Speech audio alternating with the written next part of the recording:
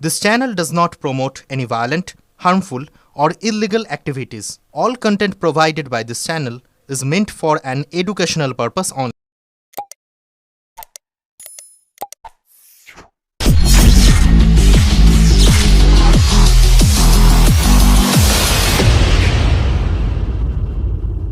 বলছি একজন হুগলি শ্রীরামপুর সাংগঠনিক জেলার মহিলা তৃণমূল কংগ্রেসের সভানেত্রী আপনি বলছেন এখানে দেখা যাচ্ছে আজীবনের পর কসমা ল কলেজে ধর্ষণ কাণ্ড রাজ্য জুড়ে বঙ্গরাজ্যে তোলপাড় হচ্ছে, কি বলবেন আপনি তখন নারী?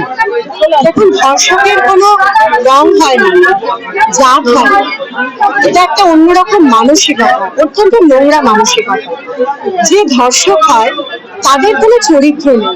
যারা সমাজে মা বোনেদের সম্মান জানাতে পারে না, তাদের প্রতি আমরা ধিক্কার জানাই।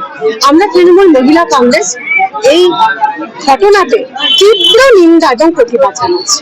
সর্বত্র কিন্তু নিম্ন ঝড় উঠেছে, দোষীদের অবিলম্বে শাস্তি ইতিমধ্যে 3 দিনের পর আজকে আবার একজন গ্রেপ্তার হয়েছে, নিরপেক্ষ ব্যক্তি আজ গ্রেপ্তার হয়েছে।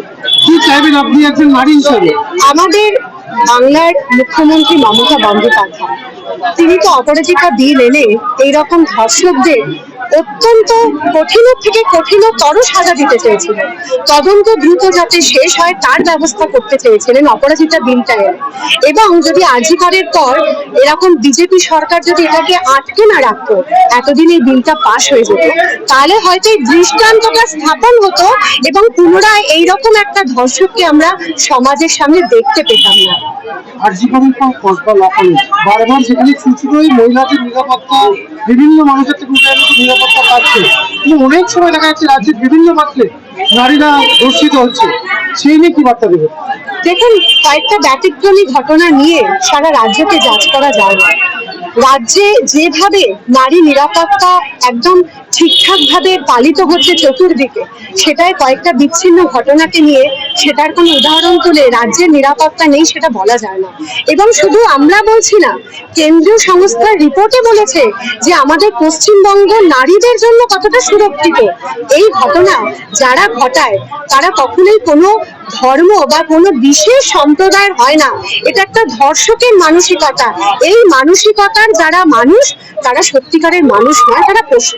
অভিযুক্ত যার তাকে তৃণমূলের শীর্ষস্থানীয় নেতাদের সঙ্গে নেতৃত্ব হিসেবে অতীতে দেখা গেছে, যার বিরুদ্ধে অভিযোগ মনোজিৎ মিশ্র, কি বলেছেন?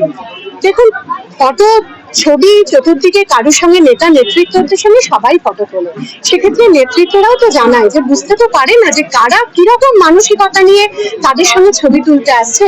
কিন্তু আমি বিশ্বাস করি আমাদের রাজ্যের মুখপাত্র আছেন, আমাদের দলের যারা আছেন মুখপাত্র, তারা যেভাবে যা বলছেন সেই নির্দেশ মেনে আমরা সমস্ত যারা দলীয় কর্মী আছি আমাদেরও তাই বক্তব্য।